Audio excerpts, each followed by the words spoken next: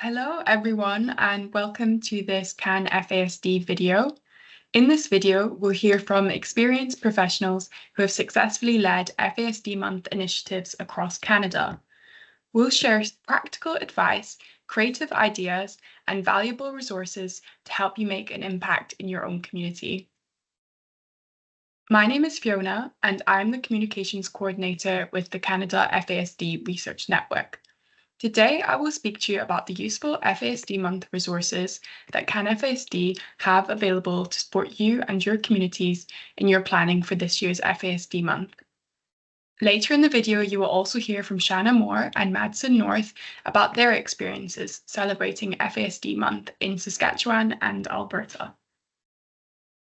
So as you probably know, September is FASD Awareness Month, and then September 9th is FASD Awareness Day. This was first celebrated in 1999.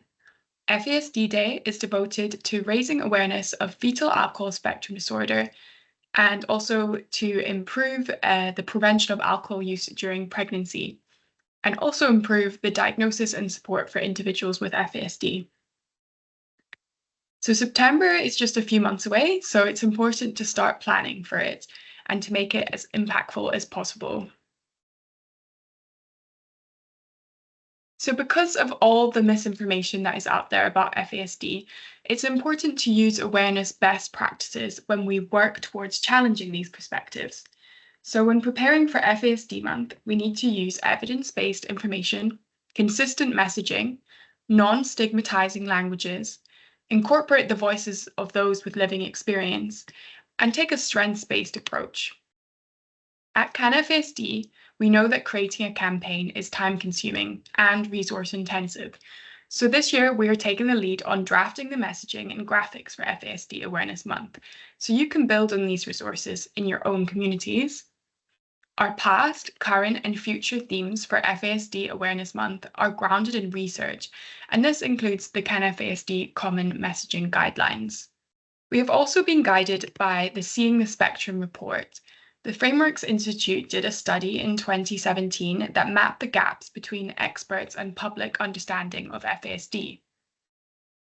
We use this report to create a theme and to make sure that the work we're doing is moving FASD and the prevention of alcohol use during pregnancy forward. And I've also been working closely with an amazing FASD Month committee on this campaign.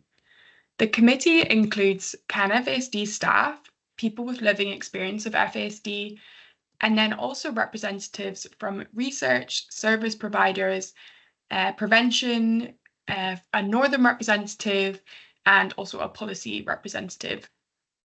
And each month we discuss different parts of the FASD Month planning, and we have used these discussions to inspire and inform this year's campaign. So with all that in mind, our theme this year is Everyone Plays a Part, Take Action. Each of us have a role to play in creating a society that supports individuals with FASD and promotes healthy pregnancies. Small actions lead to big change. And this can be whether it's taking a training session, raising awareness in your community, or having important conversations with loved ones about alcohol-free pregnancies. When we all take action, we build a more inclusive, informed, and supportive society. And you may recognize this theme from last year, but in 2025, we're doubling down on action.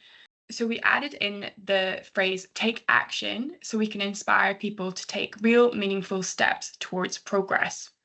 When picking our theme, we were considering the value of interdependence.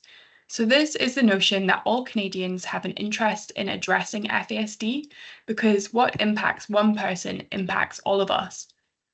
Evidence has shown that promoting this value is likely to take the emphasis away from individual women and individual people with FASD and bring the focus instead to society as a whole. Our resources and graphics reflect the theme of Everyone Plays a Part, Take Action. And we want the public to understand that every single person in the community can take action to support a society that is supportive of people with FASD. And this is whether you're a lawyer, an educator, a family member, a politician, or really anyone. These actions can range from having a conversation with a neighbour to taking a profession-specific online course to advocating for FASD rights in Parliament, even. These actions, big or small, come together to shape a more equitable future for those with living experience of FASD. And equally as important as this, we all have a part to play in prevention. Alcohol consumption during pregnancy is complex, and there are lots of reasons why alcohol use during pregnancy may occur. Many people still believe that FASD prevention is as simple as just stopping drinking during pregnancy, but this negates the realities of women and pregnant people's lives. These misconceptions can lead to narrow and stigmatizing approaches rather than multidimensional, respectful, and engaging approaches. Social detriments of health, such as poverty, nutrition, access to prenatal care, physical environment, and housing, all increase the risk of alcohol-exposed pregnancies, as do experiences of violence, trauma, grief, adverse childhood experiences, stress, and isolation. Working together to provide holistic health-promoting responses to these complex and interconnected influences are vital to preventing alcohol use during pregnancy. So when planning for FASD month, we encourage you to make sure that messaging about prevention are included in your campaign. We recommend familiarizing yourself with the following resources to make sure you're using the best practices. So these include the CanFASD's website prevention section, the Prevention Conversations website, and the Centre of Excellence for Women's Health's website. And it's also important to educate yourself on the latest prevention guidance to ensure that you're promoting healthy pregnancies during conversations you may have during September. To promote our theme, we have created an interactive website for people to use. It features a list of different kinds of professions and types of people and gives some practical tips for how they can take action. So you may recognize this page from last year, but we will be updating it for 2025, so stay tuned for the latest version of this page. So the page kind of shows that whoever you meet during September, this could be your family member, someone you get chatting to at an event, your taxi driver, your colleague, or really anyone at all. You should point them in the direction of this web page so they can see what they can do. If they don't see an example that they can relate to on this list, then they can fill out the form at the bottom of the page and we will get in touch with them and let them know some tips for what they can do to take action. And we guarantee that we will have some ideas of things they can do. So feel free to get creative with any suggestions you have in this form. Getting FASD month featured in the media is a great way to get a message out to new audiences that everyone has a part to play in supporting healthy pregnancies and supporting people with FASD. It is also a great way to promote the amazing work that your organisation is already doing. Here are some examples of some stories about FASD month from the past. These include examples in Ontario, Alberta, and the Yukon. If you're not sure about how to approach the media, you can use our FASD month media release template that we have available. So here it is. You can download this template from our website. We've laid out the media release for you, and we've added some general information about FASD month. You just need to update it a little to fit with your organization and where you are located. Media organizations want to tell stories from their local communities, so be sure to include local flavor in your release. So this could be through talking about what your organization is doing, share some stories from community members, or you could highlight what events are going on in your local area. And just send it over to your local media stations. So this could be radio, television, or print, and just send it with a short email introducing yourself. And if you don't have a list of local media contacts, you can usually find their contact information on their website. Another key thing to be aware of is you should be ready to do an interview on short notice. You can use the key messages list we've added onto the bottom of the template. And we hope you find this resource useful, and we look forward to reading about all your great work in the news. And now, what exactly will we be doing for FASD Month? So we'll soon hear from Madsen and Shanna about some amazing community events that they've worked on and how they've gone about organising them. I'll just highlight the other two major ways you can get involved in FASD Month this year. The first is Red Shoes Rock. So you should encourage people to wear red shoes or red clothes on FASD Day and during FASD Month. This has been happening for many years, and you can learn about why red shoes are symbolic of FASD in this CanFASD blog post, and this can be found on our website. This year, we've continued with the Canada Rocks Red campaign, where monuments and landmarks across Canada light their buildings up red to help us raise awareness of FASD. This year, CanFASD is going to contact the same locations again, but we also welcome community submissions. We would love if you could reach out to landmarks and monuments in your local city, town, or village and ask them to light up their building red on September 9th. So we have a form on our website for you to fill out. So if you agree with a local monument to light up red, then we can add it to our list and encourage people in your area to go along and look at it and take pictures as well. We'll be posting a full list of all the monuments prior to September, so keep an eye on our website to find out what's happening in your community. So to summarize, these are the resources that we have available for FASD Month. We want to help you reduce your workload and focus instead on your community outreach, so we really hope you find these resources useful. Like you, we want to see more support for FASD in Canada. Our goal with this campaign is to connect organisations and advocates across the country to create one united voice for FASD. All of the resources are available on our website, and we will be soon adding some French translations of these as well. I will also link to all of these resources just below this video in the description. Please follow us on social media, download the toolkit, and most importantly, engage with FASD Month activities in your area. If you have any questions or want to find out more, you can connect with us on the platform shown here. Thank you for listening. So now I would like to introduce Madsen North from the Lakeland Centre for FASD in Alberta, who will discuss planning effective awareness campaigns. So this is kind of just looking at our September awareness strategy at Lakeland Center for FASD. So my hope is that many of you that are joining this are looking at this from a perspective, either you're jumping in or you're a long-term dedicated professional, maybe you're an individual with lived experience or a caretaker. Either way, you're looking for some inspiration, and I'm hoping that I can give you some. So when Fiona, Audrey, and Shannon and I had discussed that in years past, we had looked extensively at research and creating an understanding, we now wanted to move forward and help people to develop an awareness campaign that suits their area and their community. It's a lot of what I do in my work. I always say I don't have clients, I have communities. And so how can we kind of design our campaign to fit each community that we work in? So I hope that this information is either going to help you to create or adapt your current strategy for those dedicated professionals or agencies, maybe re-inspire you or help you reimagine the ways that you raise awareness in a way that helps reduce stigma and support growth and create FASD-informed spaces.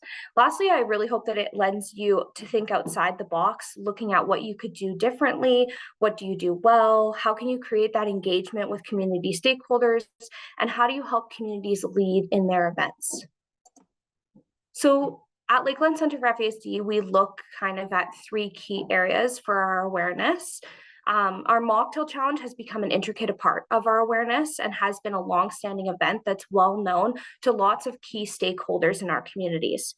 We focus on planning and creating community events and creating these events mainly in our 4 communities of Cold Lake, Bonnyville, St. Paul, and Lac La Biche, but also have a lot of our staff actively supporting other communities, nations, and settlements with their events. Lastly, we really ensure to have a prominent online presence as this expands our reach. So whether that's sharing information from other networks like CanFASD or other networks within Alberta, or sharing mocktail recipes and different things of that sort. So I did want to give you some infographics of posters and invitations that we've done in the past. So our mocktail challenge started in 2013, and it's used to create awareness and inspire our community stakeholders and our clients and caretakers in our communities in the power of a mocktail and a conversation. So our planning for this event begins early June. We've just started for this year. We start to connect with agencies about entering teams or attending a barbecue that runs in conjunction with the event. Last year, we had printed and handed out these, these individual invitations, which was a very big success. We had our largest amount of 8 teams join us and compete, and many donations from those who could not make it. So as you can see on an invitation here, we do kind of identify that if you're not able to come out and enjoy the event with us, we would love any support that you can offer. So we supply all basic ingredients for a mocktail challenge, but encourage teams to be creative and bring their own supplies and specialty items. Our event typically lasts an hour, but the work that goes into it, it seems like there's so much for just a small portion of time, but it's really meaningful and it's really powerful. The teams are competing to win prizes and are judged by community judges. This year, we're looking to expand our reach for these challenges into other communities to kind of grow our reach. So expand beyond Cold Lake into St. Paul, Bonnyville, and Lac La Biche. So we've also found with our mocktail challenge that the more open we leave it, the more creative people get. So whether that's from a cultural representation piece to themes like Barbies and Kens, and last year we even had Spider-Man himself show up.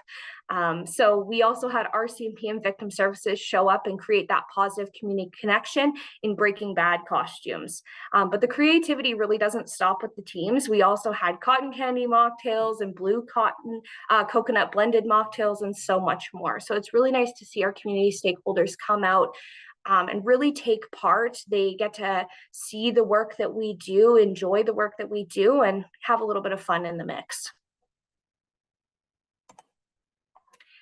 So following our events, we hear a ton of positive feedback, and we sit back as staff to debrief and discuss what went well and what didn't, and thank every staff member and volunteering team and donator for their work. So we even received letters of support from agencies who participated. So this was a letter of support that we had received from the woman displayed in the previous photo from New Dawn Métis Women's Society. So there are many types of events that happen in our communities, from barbecues, pancake breakfasts, awareness walks. We also had started a mocktail movement with bars last year. We've done stamped liquor store bags and wellness events with information. Any events that we do are open to professionals, general public, caregivers, and individuals with lived experience. I really would like to highlight our mocktail movement with bars last year. We had asked 2 local bars in the Cold Lake community to promote and offer a mocktail for the month of September. As you can see on the poster on the right, we created and printed this infographic based on the mocktail that they already had in the restaurant. So it was less stress. They already had all the ingredients and supplies. And so on the back side was prevention messaging, no alcohol is safest during pregnancy, and a QR code to our website if they wanted more information or needed support. So our community events and engagements are a key piece in creating awareness in the entire Lakeland area. They really help hone in for each community what they want as a representation for FASD Awareness Month. Bringing in support, and our staff always help out with any support, information, or supplies. Sometimes we help with finding donations or helping just prep and plan. We believe in our leaders in our communities and believe that they know best. And so we simply are a resource in helping them find what works for their event. Also, last year, we had a local restaurant agree to use tray liners that we designed and printed for the entire month of September.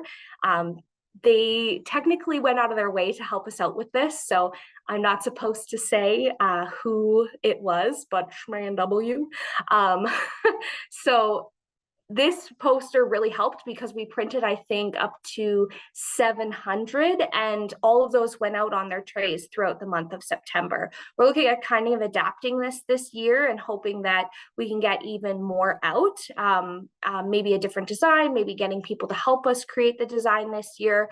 But it really was a great way to spread that awareness. And again, we had our QR code on it that allowed for people to scan and access our website if they needed any support. For our online presence, as I stated earlier, our online presence is important, and we focus on posting Instagram and Facebook's posts, including mocktail recipes, resources, myth and facts, and any public events or contests that are being held, whether they're run by us or run by other communities. We also pair with Wind Speaker Radio in our area and focus on awareness and announcing events during August, September, and have a radio presence all year long. We also offer school coloring contests. So each year we do a coloring contest school-wide for the Lakeland, broken down into age ranges. So there are 3 age categories for elementary, junior high, and high school. Middle school and high school. And so with this, we have first place prizes for each category. Last year, we had 24 schools in the Lakeland area enter, and a total of 535 students participate. Lastly, we do send out our proclamation letters by the end of July to all current leaders in our communities, asking them to announce and recognize FASD Awareness Day and Month in their community. I really encourage others to do this because it creates an awareness and engagement. We had our mayor of Cold Lake as a judge last year at our mocktail challenge, and he announced the proclamation in person before the start of our event. And it really engages the community and gets them thinking when those key stakeholders are taking a part. Now, it's not all rainbows and sunshines. We do sometimes have challenges. Last year, we thought this media contest would be great. And although it was a success in the end, we did run into a lot of barriers with personal profiles and privacy and how we were accessing the photos of people with red shoes.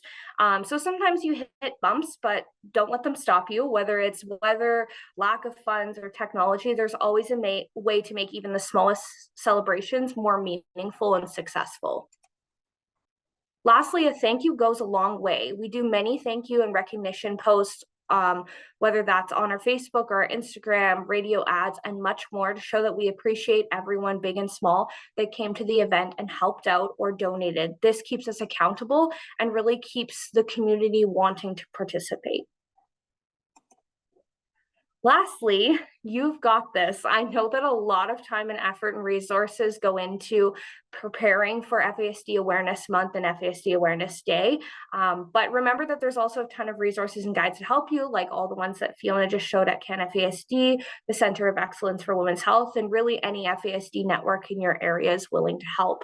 Lastly, these are just my 2 favorite quotes. So unless someone like you cares a whole awful lot, nothing's going to get better. It's not. And if you think you're too small to make a difference, try sleeping with a mosquito, which I feel like we can really relate here in Canada. Thank you. Thank you, Madsen.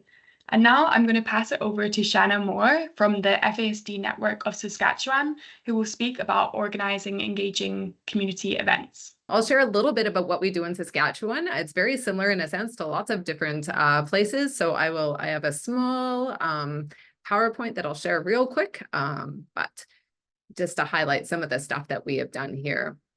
I'm from Saskatchewan. Like I said, I'm located on Treaty 6 territory and the homeland of the Métis. I've been employed at the FASD Network of Saskatchewan for just over 11 years now. So I've been involved in quite a few different awareness events. And one of the things we do at the FASD Network is we always ensure that our messaging is the same as CanFASD when we do events. And so this past year, this was a walk that we held in 2023. And I think actually Fiona had the same news article posted in her slides as well. And so, yeah, we held a walk in Saskatchewan and Regina, and then we had, supper, etc. Not supper, sorry, lunch served after. We had media show up. We've done a range of events in Saskatchewan, as similar to Lakeland in a sense. We've tried lots of different events. We've had panel presentations. We do lunch and learns through the month of September. We do the FASD awareness walks. We get funding in Saskatchewan from the Saskatchewan Liquor and Gaming Authority to create positive awareness around FASD. So we're very, very lucky that way. One of the things that I just really like, the takeaway to this webinar is really that CanFASD provides a ton of resources for Awareness Day. And I know that's our go-to in Saskatchewan. We always, align ourselves with the messaging. I know Fiona highlighted the common messaging guide. There's a media guide. Media is really, really important to ensure that our messaging is consistent with them, because sometimes the messaging isn't always fantastic when the media talks about FASD. And so we want to ensure that they have the proper language to chat about FASD. In Saskatchewan, we really are really aware, I think, of the messaging. We, as Madison chatted, our events like them in Lakeland are open to individuals with living experience, caregivers, frontline workers, service providers. And so we always want to ensure that when people attend our events, that it's safe. It's a safe space when we're chatting about FASD. It's, Fiona highlighted it as well, the non-stigmatizing messaging, the consistent messaging, and always ensuring that we include the voice of lived experience. And that's really, really important. A lot of the people that we support, a lot of our clients attend the walks in our events. And, it's so cool to see, their interactions, and to see that, I remember last year we had a youth who was like, this is like, we're awesome. She was so pumped that, that we were there to chat about people with FASD and how awesome they are. And as Madison and Fiona both highlighted, and ensuring that we have conversations around prevention and promoting healthy pregnancies as well. Another thing that we ensure that we do through, like I said, we get funding through Saskatchewan Liquor and Gaming Authority to print swag. And so this is some of the swag that we've printed over the past couple of years, that we've gone with the Red Shoes Rocks theme, and we always ensure our tagline is the same as what the tagline that CanFASD is using. And so we had the Red Shoes Rocks last year, and this year we're taking a little bit more of a simple approach to Everyone Plays a Part. And then we're going to have the Red Shoes Rocks buttons to go along with it. One of the things too that we really wanted to ensure is that our clothing, when we're printing t-shirts, that they're sensory friendly, because we know lots of the people that we support have that heightened sensory profile. And so we want to ensure that they're comfortable for them to wear. And so they actually are quite nice shirts. One of the things we also learned, which is intriguing, and this was, we did an FASD awareness event, and they chatted to us, one of the professionals in the space, about how when they have something on that's safe and non-stigmatizing about FASD, that they become a lot more approachable to start that conversation. And we've heard that theme come up quite a bit, is that, people are saying, oh, I wore one of your shirts, and people, are striking a conversation about FASD in a safe, compassionate way. And as it's been highlighted throughout the webinar, just the importance of having that united approach, that consistent, safe messaging, it really makes an impact and creates a lot of, positive awareness about FASD, and that strength-based, hope-based, it really does impact. So thank you for watching this video, and thank you for playing a part in raising awareness of FASD. We hope you find these insights helpful as you begin planning for FASD Awareness Month 2025. Be sure to explore the full set of CanFASD resources to support your efforts. They're all going to be linked below. And let's work together to make this September our most impactful one yet. Thank you.